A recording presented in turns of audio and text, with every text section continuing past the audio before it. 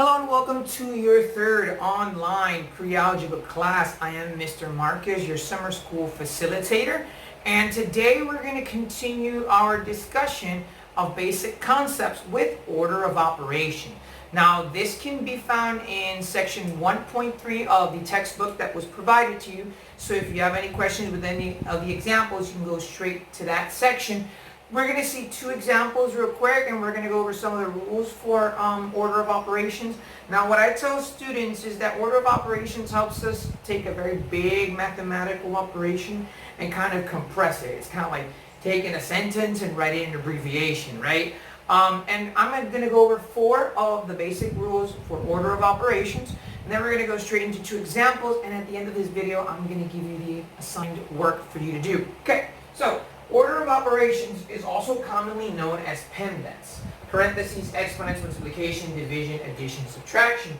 And what that states is that first you're going to evaluate the group or evaluate inside grouping symbols. And that means that if I have a parentheses, I'm going to look inside of the parentheses. If I have two parentheses, then that means I'm going to look inside of the second parentheses first. Okay? So that's what they're saying. Then you're going to evaluate the powers. So if I look at the parentheses and I work with what's inside of the parentheses and there's an exponent, then I'm going to work with that. Third is to multiply from left to right.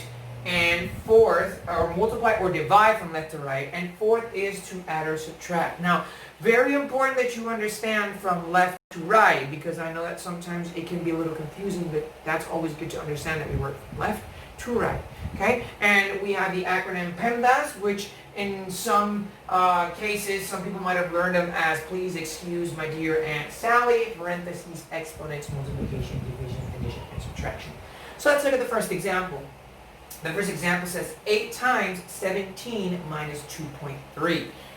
So what I have to do first is work with my parentheses, which means I'm going to subtract 17 minus 2.3. Okay, so we have 17 minus 2.3. We can turn this into 0.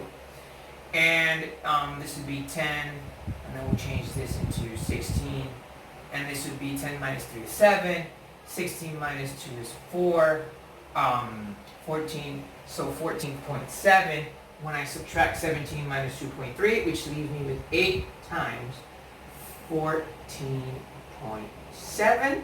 Okay, so I'm going to erase this real quick so I can have the extra space. Okay, so all I did was I subtracted 17 minus 2.3, which is 14.7. Now I have to multiply 14.7 times 8. Remember that whenever we're multiplying decimals, we're going to multiply them normally, and then at the end we're going to add the decimal places.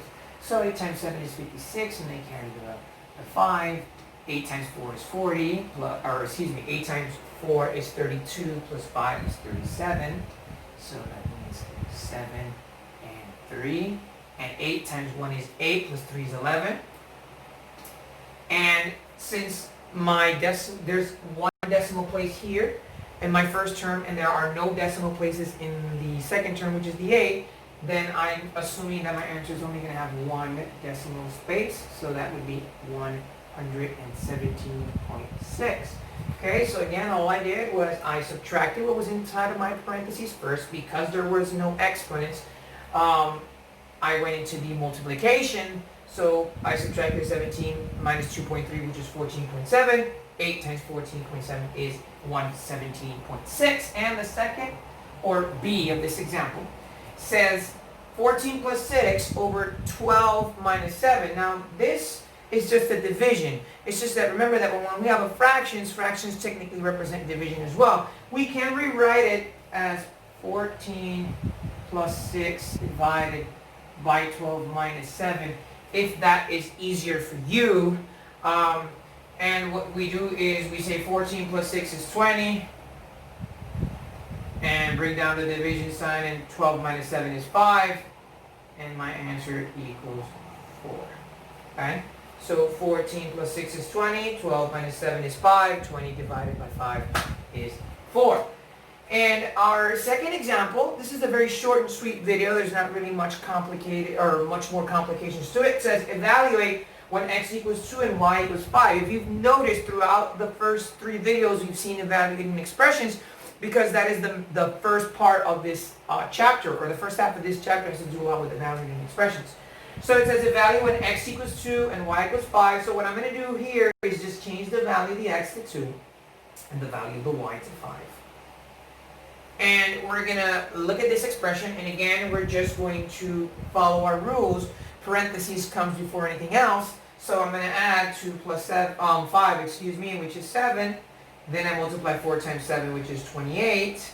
And I'm going to do the same thing here, but notice that here I said 3 times x is 2 and y is 5, but it's squared, so there's actually an exponent. So what am I going to do first? Well, work with my parentheses. 2 plus 5 is 7, so that would be 7, but it's 7 squared because there's an exponent here, 7 squared or 7 elevated to the power 2. So my next step is to first solve this or evaluate this exponent. 7 squared means 7 times 7, and I'll just, so this would be the same thing as saying 3 times 7 times 7. 3 times 7 times 7 is 49, so we have 3 times 49. Actually, let me write that better, so it looks better. So 3 times 49. You don't have to really do this step. You can do this mentally. I just did it so that you have an idea of what's occurring. And then finally, we multiply 49 times 3.